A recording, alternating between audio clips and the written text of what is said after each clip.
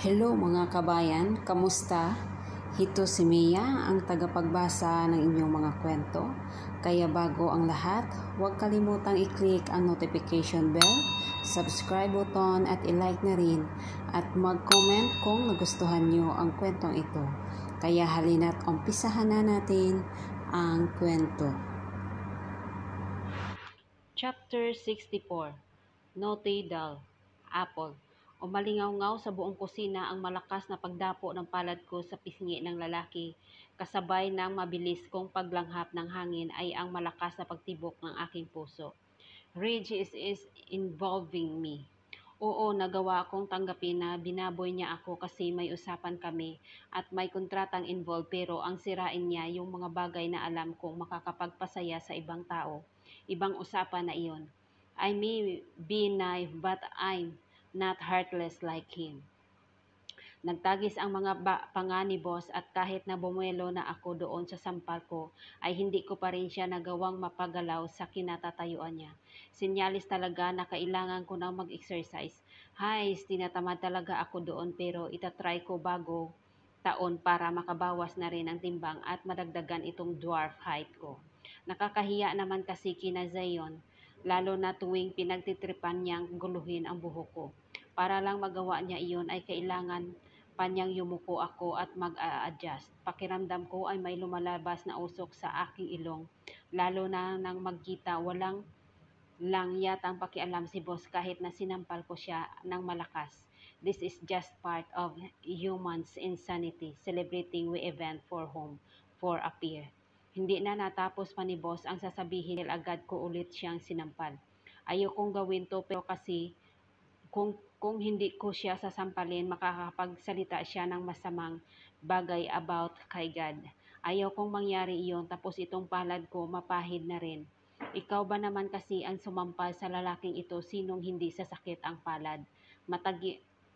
Nagtagis muli ang panga ni Xavier at sa hindi ko malamang dahilan ay unti-unting nawala ang natatanging emosyon na nakikita ko sa mga mata niya tuwing tititig ako sa roon. Nawala ang lahat. Maliban sa napakatindig balahibong galit na nakikita ako ngayon ay kanyang mukha. Sunod-sunod akong napalunok dahil sa kaba at takot. Hindi naman malakas yung sampal ko ah. Don't just stop slapping me and I'll smack your lips using mine. He roared before taking one step closer to me. Automatic naman akong napaatras dahil sa takot. Apple, bakit ba kasi nananampal ka? Ano mo naman siguro na pwedeng gumanti itong lalaking ito, lalo na at nasa pamamahay kanya. He might kill you. Dahil sa isipin ko na iyon ay dali-daling namilog ang mga mata ko at napasinghap ng muli na naman siyang lumapit sa akin. Ayoko pang mamatay kasi may promise pa ako kina mamang at tatang. Nanghihina akong sinalubong ang mga titig na binabato ni Xavier. Galit na galit talaga siya kasi kahit na may espasyo pa rin sa pagitan namin ay natatanaw ko pa rin yung iilang mga ugat na nasa sentido niya. Sinyalis lang na nagpipigil na itong masasaksak ako. Tapos nasa kusina pa kami. Hindi ako makapaniwalang nakatitig sa paligid ko at pakiramdam ko ay nasa silabasan ang lahat ng tapang ko na aking inipo nang mapagmasdan ko ang isang set ng mga kutsilyo na nasa isang gilid. Wow! Dapat ba akong matuwa kasi nakaredy na yung mga gamit?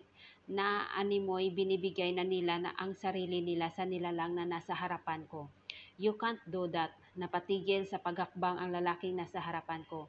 And why? Ano nga ba ang matinong rason para hindi niya ako saktan? Napalikot ang mga tingin ko, hindi lang dahil sa takot para sa lalaking ito, kundi dahil na rin nahihiya ako. Nasa harapan ko siya, isang hakbang na lamang ay pwede nang magdikit ulit yung mga katawan namin.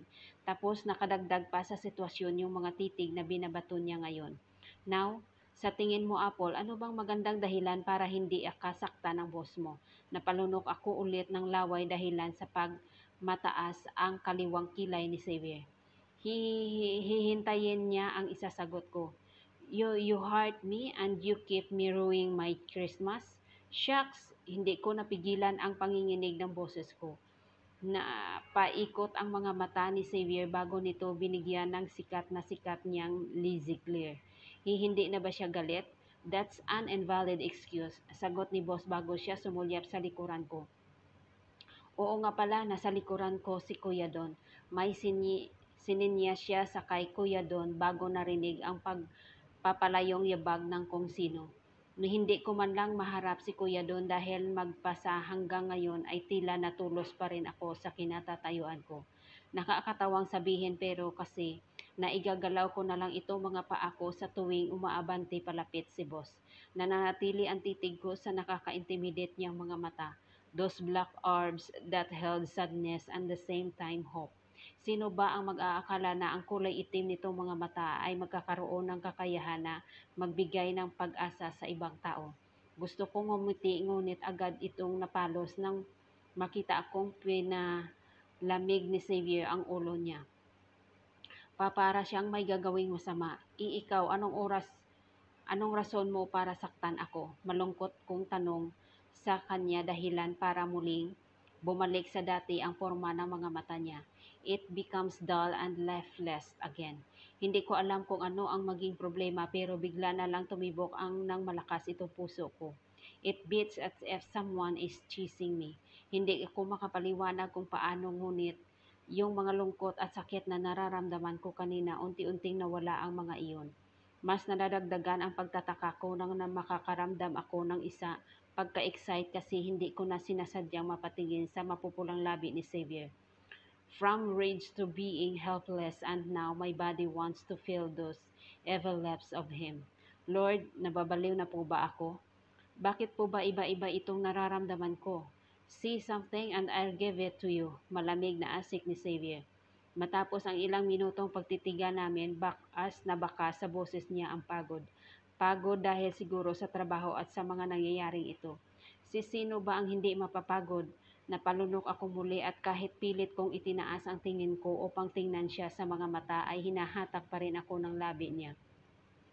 Inaakit ako na muli iyong tikman. Hindi yata ako ito. May ibang multong pumasok sa katawan ko kasi kung ano-anong pumapasok sa isip ko. Gusto ko raw halikan si boss. Dinilaan ko ang namamasakong labi. Napakunot ang noo ng lalaki at atamang magsasalita pa sana ito nang kusang gumalaw ang mga paa ko upang lumapit sa kanya. My breath hitched when I felt his body on mine. His coat is not enough to cover how hard he is. Gusto ko ang pakiramdam na ito. Kaya naman, pinasadahan ko ng haplos ang matigas na braso ni boss papunta sa batok niya. Upang maabot iyon ay kinakailangan ko pang tumingkayad. What are you doing to me? Tanong nito baka sa boses ng lalaki ang pagtataka at gulat na lalo nang unti-unti kong palapitin ang mga mukha namin. No boss, ako dapat ang magtatanong sa iyo niyan. Anong ginagawa mo sa akin at hinahanap-hanap na kita? I can smell his familiar sandalwood scent, that addictive scent that keeps in pleasing my nostrils. Namungay ang mga mata ni Xavier dahilan para mas lalo kong matitigan ng ang mahahaba at makapal niyang bilik mata. Gusto niyang pagdikitin ang tungki ng mga ilong namin pero umiwas ako dahil iba ang gusto kong pagdikitin. Sumilay ang ngiti sa labi ng lalaki at nang muli akong gumalaw para sa nahaplusin ang mabato niyang tiyan ay tuluyan nang mawala pa sa sarili si boss. Xavier, I moaned when she suddenly pushed me. Napasandal ako sa pader at napasinghap dahil sa sakit ng pagtama ng katawan ko sa pader. I thought he's going to leave me but my eyes widened when he moved his thigh. Walang pakundangang hiniklat nito ang pulot kaya naman natanggal ang mga botones niyon at muling tumambad sa akin ang tanawin na paboritong titiga ng mga mata ko. How can we achieve that God-like body? You know, Tidal, nakangising angel ni Xavier bago niya muling inangkin ang nakakaawa kong labi. This is your fault. You made me want you. We kiss and twist for tongues together.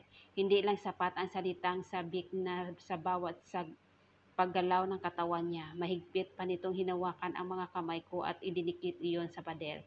He held my hands using his left while the other arm took care of giving pleasurable touch all over my hips and tummy. Papaano po pa makakalimutan ang Pakiramdam na ito kung sa bawat haplos pa lang ay nagagawa ng tanggalin ang bawat hibla ng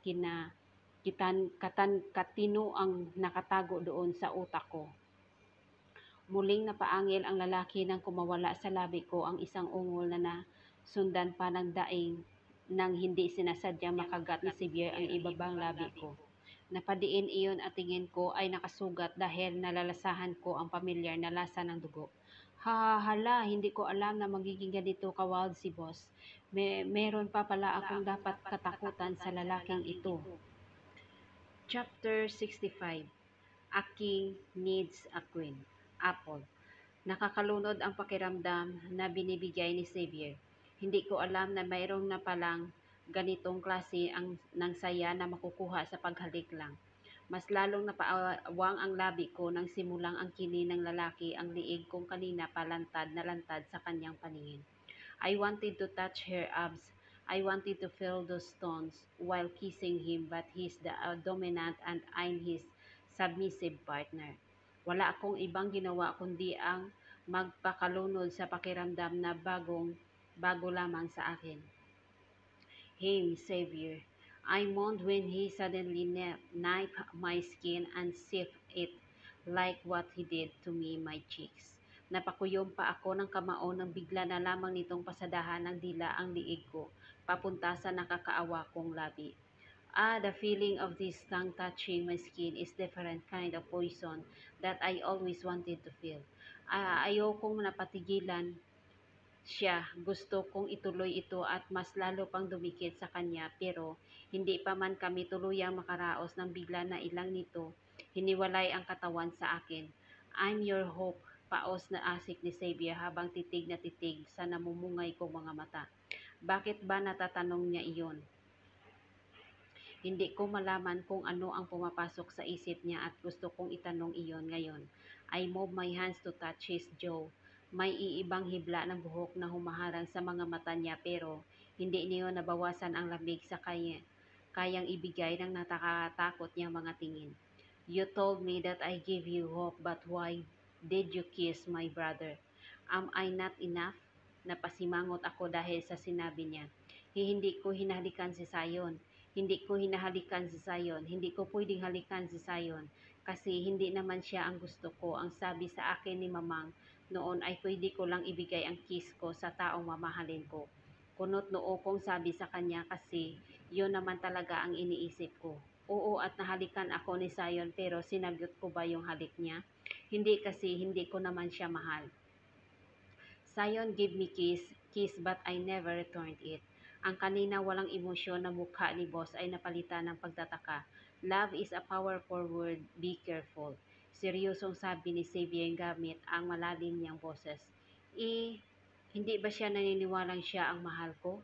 Ano bang dapat kong gawin para maniwala siya? Dapat bang may gawin ako? Tumingkayad akong muli para kahit papaano ay magkapantay ang mga mukha namin. Nakakahiya naman kasi baka mangangawit na siya sa pagyuko niya.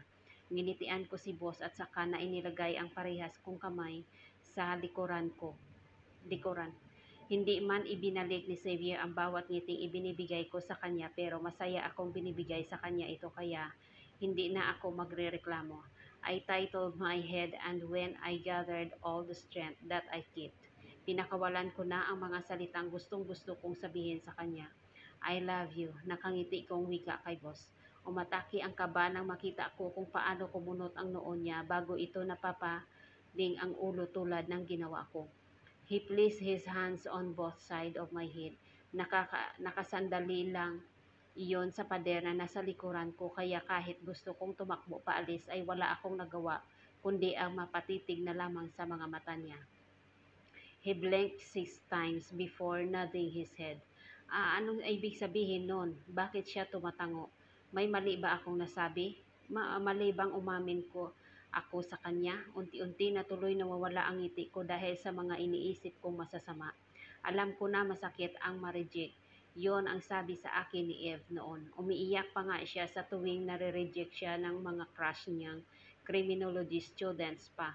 Punong-puno ng kuryosidad kung itinitig sa Xavier na bigla na lamang itong ngumiti. Hindi ako makapaniwala, ngumiti siya. Totoo ba ito? Namilog ang mga mata ko at napaawang ang labi ng mula sa ngiti ay bigla na lang siyang napatawa. Ang lalim ng tawa niya at sobrang sarap sa pandinig. Sa sobrang gulat ko ay ilang segundo rin akong napatulala. Ikaw ba naman ang makakita ng lalaking gwapo, halos nakahubad na at sobrang ganda ng tawa? Sinong hindi mapatulala? Gusto kong manginginig sa gulat nang habang tumatawa ay bigla na lang ako niyakap ni boss. Binaon nito ang mukha sa liig ko, nadagdala lalo ng kilabot sa aking katawan. Nananaginip lang ba ako? Totoo ba itong nangyayari? He laughed and smiled. That's a rare phenomenon na ngayon lang nangyari. After so many days, muli kong namang siyang nakitang ngumiti at tumawa. Malayong malayo sa tawa at ngiti na pinapakita niya sa akin noon, kasi ramdam kong totoo at sincere ang tawa niya ngayon. Sa sobrang saya ko ay napayakap na lang tuloy ako pabalik kay boss. I can still feel this warm body, but the feeling of being with him in this kind of situation is warmer. Mas humigpit ang pagkakayakap sa akin ni Xavier, kaya naman mas lalo lamang gumaan at gumanda ang pakiramdam ko. Kung kanina ay halos nagwala na ako sa galit, naglaho ang lahat ng iyon dahil sa isang simpleng tawa, ngiti at yakap. Sapat na sa akin ang ganito para maibsan ang lungkot at sakit na nararamdaman ko. He's ended my hope and my love. Unti-unting ipinikit ang mga mata ko habang dinaramdam pa rin ang mainit na yakap ni boss. He may be toned and masculine, but it still feel good to be in these arms. A king needs a queen. Biglang bulong ni boss sa aking tenga, kaya naman dali-dali kong binuksan ang mga mata ko. Anong sinasabi ni boss? King tapos queen? I found mine. Dagdag pa niya, at dahil naguguluhan ako ay kunot noo ko siyang tinignan. Itatanong ko pa sana kung ano ang ibig sabihin ng bigla na lamang akong buhati ng lalaki. Boss, I squealed when he carried me. Okay na sana yung kanina kasi pakiramdam ko ay nagbago na siya, pero bakit kailangan buhatin pa niya ako ng ganito? Mas lalong tumulis ang aking nguso at pilit akong kumawala sa pagkakabuhat niya sa akin. Bakit ba kailangan pa kasi akong buhatin para akong sako? Hindi ako sako at mas lalong hindi ako teddy bear para buhatin niya ng ganito.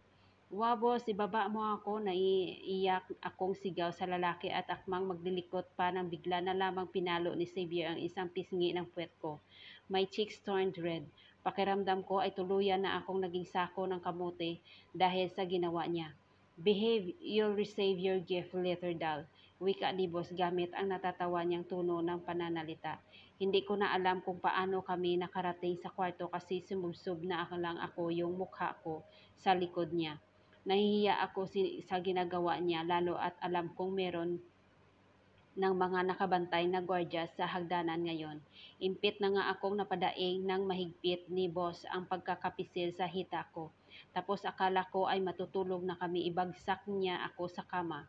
Nagulat na lang ako nang may kinuha siya sa drawer. I will try not to make you sore. Saad ni Save habang namumungay ang mga matang nakatitig sa akin. He slowly unzipped his pants before seductively tearing off the condom sachet. Napalunok ako dahil sa biglang pagliyab ng apoy sa pagitan naming dalawa. Akala ko ay tapos na kami sa sesyon na doon, pero mukhang hindi pa. Lay down, doll. Let me devour you. Gamit ang nakakaakit niyang tono ng pananalita at malalagkit na titig na binibigay ng makapang-wirisyo niyang mga mata, ay nagawa niya akong pasunurin sa lahat ng gusto niya. I lay down. He positioned on my top, and true to his words, he devoured me with passion and care in his darkness eyes. I sank my clothes on his back. Nagawa ko iyon nang bigla na lamang nitong sirain ang suot kong dress. Hindi pa ito nadala dahil maski ang nakatali kong buhok ay pinakialaman niya. Ikinalat ni Xavier ang mahaba kong buhok sa maputing kama na kinahihigaan namin. And when he satisfied enough, a smirk escaped on his luscious lips. This sexy man, I can't believe that I'm his. Ilang minuto matapos ang ginawa naming marathon ay agad na lamang bumango si Sibo sa kama. Hindi man lang ito nagtapos ng kunot at tuloy-tuloy na lamang na pumasok sa banyo. Maliligo siguro kasi pawis na pawis kami at tapos puro magmo-move on na ako. Hindi ko na maisipan pa yung nangyari na yon kasi nakakahiya. Niyakap ko na ang unan akmang matutulog na nang lumabas si boss sa CR. Nakaligo na ito at nakapangalis na. May pupuntahan ka ba, pa ba siya? Papasko mamaya, akala ko ba ay dito siya magpapasko. Malungkot kong tinitigan si boss, ngunit na makita niya akong nakatitig sa kanya ay tinaasan niya lang ako ng kilay. Mas lalo lang tuloy akong napasimangot kasi baka pupuntahan niya yung fiancé niya. Si Clarice, di ba fiancé pa ba niya yon? Aren't you coming with me? Kunot noong tanong ni boss sa akin. Bakit naman ako sasama sa kanya? Hindi naman ako tanga para sumama sa kanya para puntahan yung fiancé niya. At saka pagod ako. Hindi ba siya napapagod? Naiiritang napasuklay si Xavier sa buhok niya at nang makita niyang wala akong balak sumama ay agad nang sumama ang timpla ng kanyang mukha. At the count 5, ready or not, we're going out of this house. Namilog ang mga mata ko at kahit na wala akong ganang umalis ng kama ay agad kong napaibis ang mga nagsimula siyang magbilang. Muntik pa ako madapa kasi nangihina pa ang mga tuhod ko, tapos itong lalaking ito, imbes na maawa ay napangisip pa nang makita kung paano manginginig ang mga tuhod ko. Isang matalim na irap ng binigay ni Xavier bago ako naglakad papuntang banyo. Hindi pa man ay masyadong nakakalayo nang marinig ko ang sinabi niya. Mukhang may kausap siya sa kabilang linya. Ready my helicopter. I'm going to a province with my acquaintance. Helicopter? May helicopter siya? Chapter 66. Welcome home, Apple. Hindi ko malaman kung ano ang gagawin ko habang nakasakay sa helicopter na ito. Sobrang ganda ng mga nakikita namin mula dito sa itaas. Dagdag experience ito dahil sa totoo lang ay hindi pa ako nakakasakay ng helicopter sa talang buhay ko. Iba pala talaga pag mayaman. Ginagamit ko ito, kaya ito ni boss pag traffic. Kunot noo kong tinapunan ng tingin si Save para nang makita kong wala siyang pakialam sa magandang tanawin na nakikita namin na naiiling na lang ako sabay titig mula sa mga kabahayan na nakikita namin. The houses from here looks so small. Kumikinang ang bawat ilaw na animoy mga bituin ng mga ito. Tapos yung mga lawa at sapa na nadaanan namin ay parang kulay asul na lupa lang pagdating dito sa taas. Everything looks like the sky when I'm above the real sky. Ang galing kasi ng pag nasa ibaba ako ay hinahangaan ko ang ganda ng kalangitan tuwing gabi. Iniisip ko kung ano ang pakiramdam ng lumipad at pagmasdan ang mga nasa lupa. Ngayon alam ko na payapa akong ipinikit ang mga mata ko at punong-puno ng pagkagustong pinakiramdaman ang malamig na hangin. Parehas lang pala ang pakiramdam ng nakatungtong sa kalangitan at kalupaan.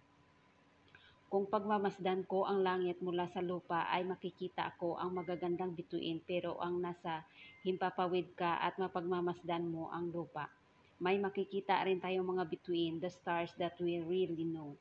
Maingay man ang helicopter pero hindi nyon masisira ang moment ko kasama si boss kasi may nakasuot namang headset sa amin, saka pwede rin kami magsalita tapos maririnig kami ng piloto at ng co-pilot niya. Subukan ko kaya. Maririnig rin ako ni boss. Hindi ko mapigilan ang mapahagikik bago ko tinapat sa bibig ko ang maliit na mikropono na nakakonekta sa headset. Boss, narinig ko yung sarili kong boss, ang galing. I giggled and smiled wildly because of that. Pero naririnig rin kaya ako ni boss? Nananatili pa rin kasi itong nakapikit habang nakakalukip-kip at printing, nagpapahinga sa pwesto niya. Baka hindi niya ako naririnig. Love you, dagdag ko pa habang titig na titig sa lalaking katabi ko. Mukhang tulog siya o hindi kaya talagang hindi niya ako naririnig. Saan mo kaya ako dadalhin? Bakit ayaw mo kong sagutin? Naiinis ka ba na ba sa akin? Tanong kong muli at tititingnan na sana ako sa tanawin na nasa gilid ko nang bigla na lamang may kamay na humawak sa isang aking braso. Tinignan ko kung sino ang may ari ng kamao, ngunit hindi ko pa man siya nakikita. Kilalang kilala ko na kung sino ito. Mas lalo tuloy lumawak ang aking ngiti, lalo na nang pasimpleng lumapit sa akin ang lalaki. I didn't have the strength to stop from giggling when he possessively wrapped his arms around my tiny waist. Kalmado na yung puso ko, kanina pa mas lalo itong kumalmal kumakalam. Dahil sa ginawa ni boss, I wanted to kiss her forehead but hindi pa ganoon kalakas ang loob ko para hawin yun kaya ini-enjoy ko na lamang ang pagyakap sa akin nito. Sinandal ni Save ang ulo niya sa ulo ko at ang akmang kakausapin na siya para itanong sana muli kung saan kami pupunta nang bigla ko na lamang matanaw ng isang pamilyar na lupain. Ako lang ba ang nakakapansin nito? Bakit parang nakikita ako yung lupain nila, senyora? Yung pinakamayaman na pamilya sa probinsya namin. Sir, we are the target location. Rinig kong sabi ng piloto bago unti-unting bumagal ang takbo ng helicopter na nandito na kami sa pupuntahan namin. Pero ano ba ito? Boss, nasaan ba tayo? Naguguluhan kong tanong ni Xavier. Pero hindi pa rin ako ito sinagot. Natatakot pa ako nang maramdaman ko ang unti-unting pagbaba ng helicopter. First time ko lang kasi makasakay dito at natatakot ako. Baka kasi mangyayari yung mga napapanood ko sa movies yung may sumasabog na helicopter. Hindi ko naiwasan ang mapalunog at ma-realize kung posibleng targetin kami ng mga kalaban ni boss. Lalo na at nandito na lang kami sa helicopter. Boss, natataranda kong tawag sa lalaki. Sinimulan ko ng magkakapa at nang mahawakan ko ang kamay niya ay piniga naman niya ang palad ko. Parang may magic siya sa kamay niyang kasi nawala na lang yung takot na nararamdaman ko kanina. Muling hukumalma ang buong katawan ko at kahit na ito ang unang bisis na sumakay ako sa helicopter, ay pakiramdam ko na wala na dapat akong katakutan kasi nandito naman siya. Ginitian ko si boss bago ko sinulyapan ang kamay niya mang nakahawak. Mas malaki ang kamay ng lalaki at kahit na matigas ito ay masarap sa pakiramdam ang masayara ng palad na ito. Piniga ko rin ang kamay ni Xavier bago ko binaon ang aking mukha sa likod niya. I can hear their conversations. Kausap niya ang piloto at ang co-pilot nito at dahil alam kong wala naman akong dapat gawin, ay in-enjoy ko na lamang ang pakiramdam na mahawakan ang kamay niya. Minsan lang kasi kami magka-holding hands. Nung pumunta kasi kami sa plaza ay nanatili lang ang kamay ko sa kamay niya gamit ang scarf. Kaya hindi talaga magkakahawak ang mga kamay namin. Mga ilang minuto pa ay naramdaman ko ang lumapag na ang helicopter na sinasakyan namin. Tumigil na rin ito sa paggalaw at wala ng tunog at na maririnig dito. We landed safely, anunsyo ng piloto. Yes, salamat naman at nandi. Nasaan nga pala kami? Akmang ihihiwalay ko na ang mukha ko sa likod ni Xavier nang bigla na lamang ito akong kinabig padikit sa matigas niyang dibdib. Anong problema ni boss? Natatakot ba siya? Pero nakalanding na naman kami sa lupa Boss, I want you to close your eyes, utos ng lalaki. Pumunot ang noo ko dahil gusto niya kundi dahil sa biglaang pagtakip ng isang malambot na tela sa aking mga mata. Bakit tinatakpan ni boss ang mga mata ko? Boss, bakit mo tinatakpan yung mga mata ko? Nagtataka kong tanong sa lalaki pero hindi naman niya ako sinagot kaya hinayaan ko na lang. Gusto ko mang makita kung nasaan kami pero mukhang malabo iyon dahil hinigpitan pa ni boss ang pagkakatali ng tela sa ulo ko. Aray, alam niyo yung tipo na kinulang ng ay mahihilo ka na dahil sa higpit ng tela na makakapaligid sa mga mata mo. Ganoon ang nararamdaman ko ngayon. Alam kong umibis na si boss sa helicopter at itatanong ko sana kung paano rin ako makakaalis nang maramdaman ko ang pag-alis ng belt at headset sa akin. Alam kong siya ang manag-aalis noon kasi kilalang kilala ko ang amoy niya. That sandalwood scent was him. Siya lang naman ang lalaking ganoon kabago kaya madali kong malalaman kung boss ko ba ito o hindi. With or without blindfolds. Save? Hala, seryoso? Hindi ako pagpapalakari ni boss at mas lalong hindi ako nito kakalagkarin pababa. Nagulat na lang ako nang bigla niyang hablutin ang braso ko dahilan upang mas lalo akong malapit sa labasan ng helicopter. Muntik na ako mapasigaw nang buhatin ako ni boss. Not that potato style. Hindi ko na napigilan ang puso ko nang muli itong magtatalons na animoy tuwang-tuwa. I felt my cheeks warm when I felt his body in mine. Binubuhat ako ni boss pero iba ngayon dahil napaka-romantic ng pagkakabuhat niya sa akin ngayon. Ito yung ginagawa ng groom sa bride niya tuwing papauwi na sila sa bahay. He carried me using bride style. Napakahawak ako sa suot niyang jacket ni boss ay sa sobrang tuwa ay gulat ay hindi ko na nagawa pang pigilan ang kamay ko at nakalumukos ko ang bahaging iyon.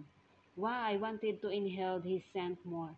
Hindi ko alam na ganito pala kasarap ang mabuhat sa ganitong posisyon. Pakiramdam ko ay napaka-importante kong tao. Why are you smiling? Tanong ni boss.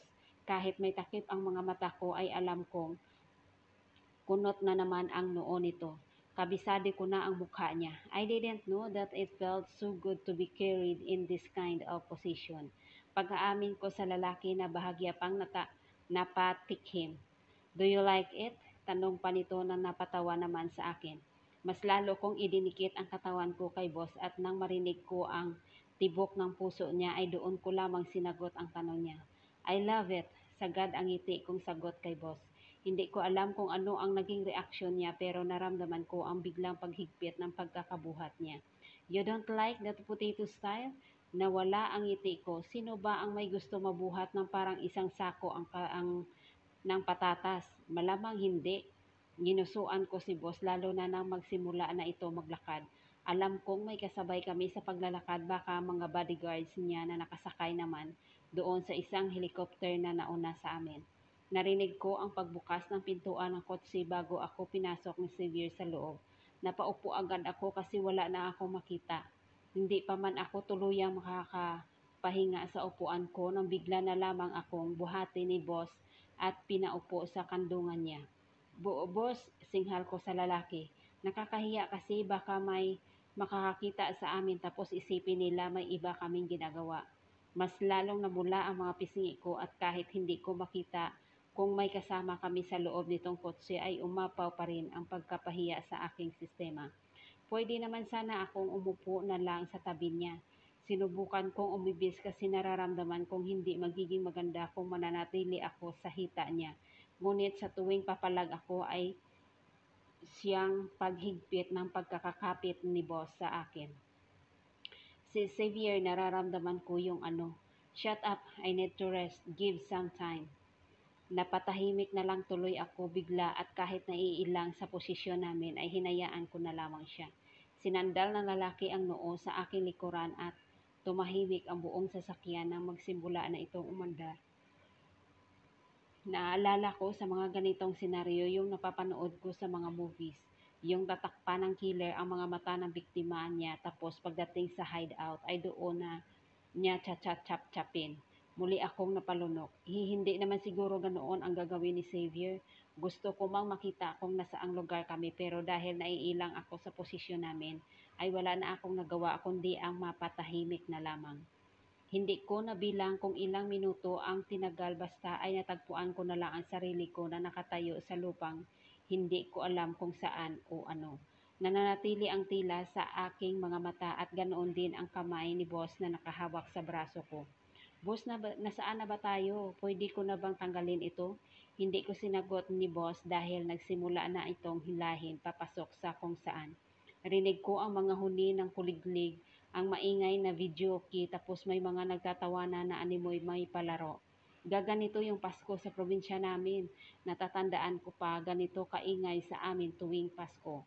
Muli ko na naman tuloy na alala sa namamang at tatang na nalulungkot ako kasi mukhang hindi ko masiselebrate ang Pasyo kasama sila. Gugusto ko naman talaga pero hindi pwede eh.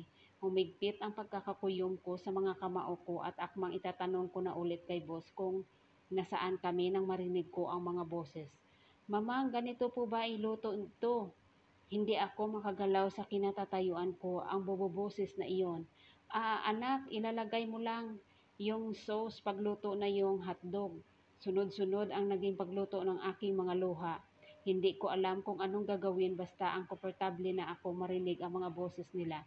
Lalo na ang boses ni Mamang na ilang buwan ko nang hindi naririnig. Napahikbi ako at napangawa nang maramdaman ko ang unti-unting pagtanggal ni Xavier sa tilang nakatali sa ulo ko. This is the happiest Christmas I ever had. Hindi na magkanda o gaga ang mga luha ko nang makita ng napakagandang imaheng nasa harapan ko.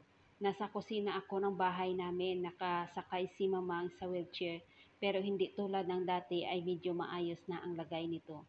Masayang nagluluto ang mga kapatid ko at God, hindi po ako makapaniwala na nakauwi na ako. Totoo po ba ito? Welcome home, malamyos ng boses na bulong ni Xavier sa tenga ko. Unti-unti niyang binitawan ang braso ko dahilan upang magawa akong humakbang palapit kina Mamang. Naagaw ko ang pansin nila at nang makita ako ni Mamang ay binigyan ko ako nito ng isang napakasayang ngiti. Ah anak, welcome home! Magpapatuloy ang chapter 67.